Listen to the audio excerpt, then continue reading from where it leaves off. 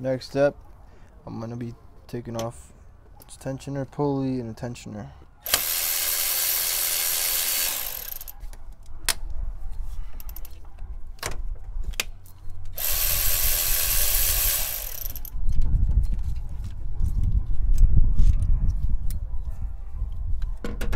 Alright, I don't know if you guys can tell, but he scraped off all the gasket that was left. Next thing is pull this little O-ring that's around this tube that goes inside the water pump. Gotta take out this O-ring.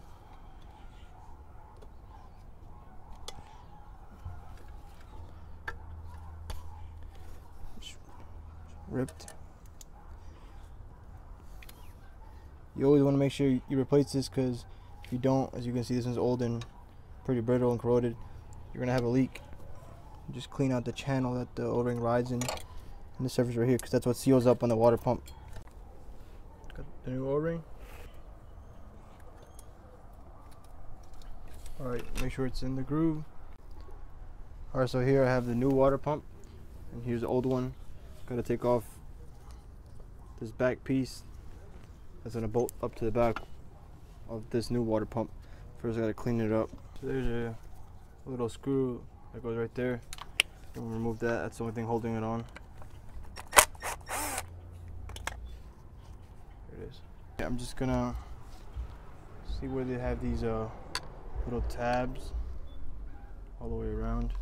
I'm gonna try to pry at those tabs with the screwdriver. It's starting to crack it open.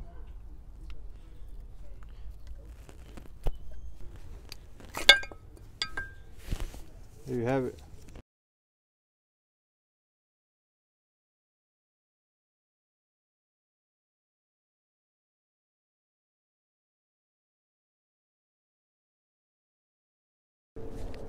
Alright, so this is about as clean as I could get this.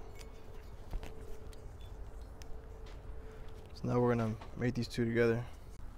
I'm just gonna apply a little bit of the gasket maker in the little rip. I don't want this thing to leak, and I don't have another gasket, so. Alright, so here I have the water pump attached to the back housing. Hopefully it doesn't leak. I cleaned as best as I could. Maybe I'll put a couple dabs of gasket maker on this so I can stay up on this as I put this back on.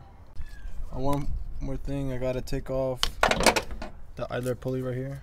You guys can see this.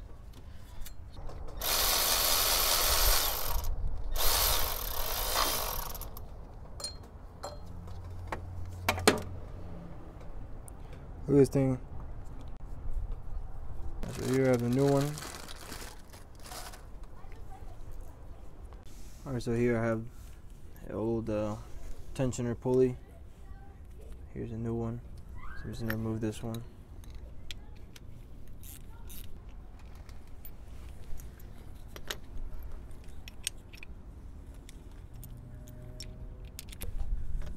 Just like that. Alright, here's the old hydraulic tensioner. Here's a new one. Look pretty similar, but this one has a stamping right there, and the new one doesn't. Clean these threads up a little bit and install this back on.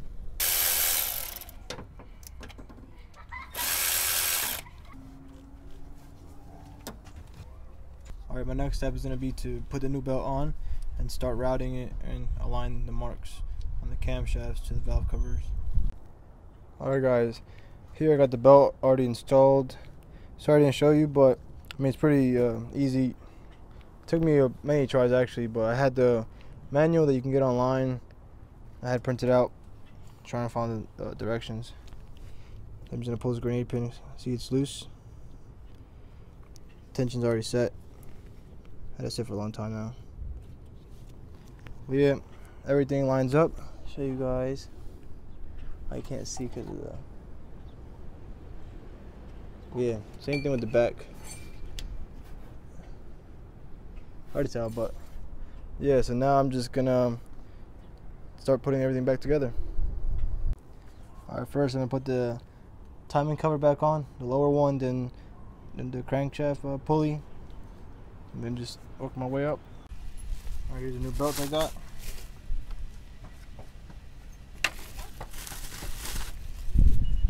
Time to put them on. Alright, so I'm in the back here in the hatch. And the passenger side, I'm gonna disconnect the electronic suspension control computer.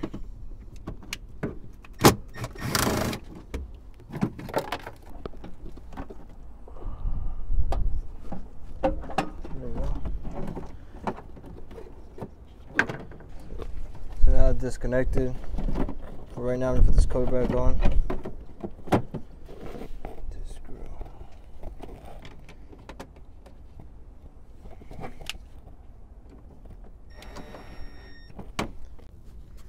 Alright guys, so before I start this car up, I'm gonna go ahead and do an oil change.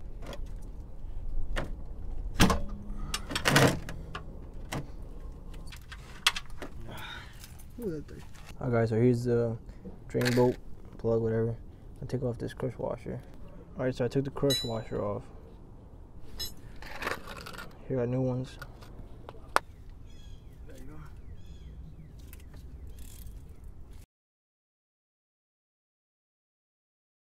I have to remove the AC compressor in order to get to the oil filter housing. So first you remove this, remove this intercooler piping, and then this electric fan should be just 4 bolts, 2 up top, 2 in the bottom. So let's do that. Alright guys, so sorry I didn't show, but I got carried away. To remove the alternator, you have to remove the alternator bracket, which I showed you in the timing belt video. Then there's a connector right here. I'll show you right here. Here's a connector. You just gotta pull up on this tab like that. Slide the connector out. Then there's a eyelet that goes here. You just take the bolt out. There's another bolt holding this harness on. You can slide that out. Then you loosen the bolt for that. Now we just have to find all the AC compressor bolts and just remove those. Alright, so to remove the AC compressor, there's a bolt right here at the top. Then there's 2 in the bottom. I'll show you right now. There's one that goes right in here. I see that I still have the other one right there. Obviously, once you get the AC compressor bolts out, you slide it back. Be careful with your radiator so you don't mess up the fins. But yeah, there should be like a few bolts holding this bracket on. Once you take that off, you can take off you can get to the oil filter housing. So once you get that top bolt out, there's a banjo fitting, banjo bolt right there, I think. Just gotta remove that, and this thing should pop off. Alright guys, so here's how this thing came out. There's a little bracket holding this on. There's these 2 14mm bolts that held the bracket to the engine block. This one's a 12. The banjo fitting that went there, I believe it's a 17. I have a link to these in the description. Otherwise you might round off the banjo bolt. And yeah, these 2 you can get through the AC compressor bracket. That one you can't. But yeah, here's the threads on it.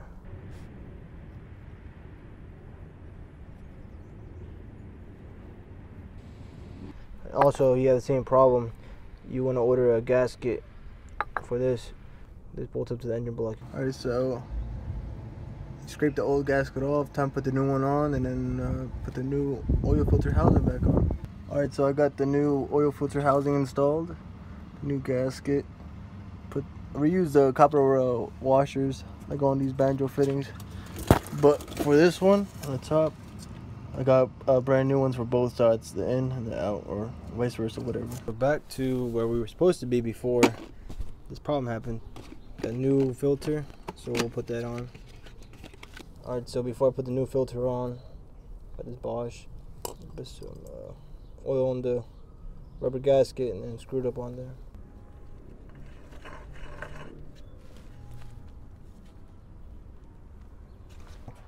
This tool right here makes your life a lot easier when you're doing oil changes. You take your oil cap off, use an adapter, and then this funnel right here has like a lip to prevent it from overfilling. This one doesn't thread on, it just slips on. It doesn't have a Mitsubishi adapter. If I spin this around, it's a Lisle tool, but right here it has all different colors adapters that it comes with. but the Toyota one works with this car, so I'm gonna use that one for now. Just dumping that in there. Oh.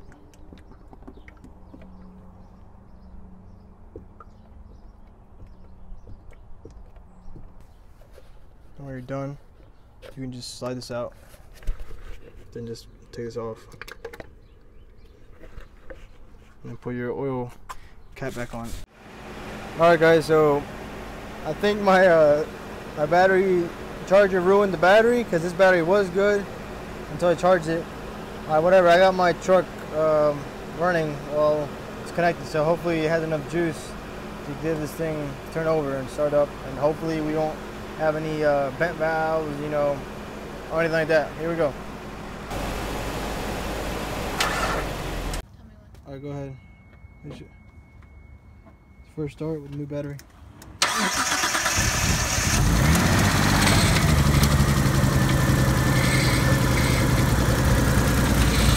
Alright, so the last clip you guys just watched was the car running the first startup with a brand new battery because the old one died, and AutoZone wouldn't want to give me a new one because on their charger tested good, but clearly wouldn't even crank the car. Put a new battery, boom, started right up. But yeah, so the car started misfiring a little bit after it warmed up, which is a bummer to me because I thought it was fixed. So upon further testing today, I tested the pins coming out of the ECU and pin 11, which controls the power going to the PTU for ignition coil 3 and 6. When the car starts up, the first few seconds it sparks in all ignition coils.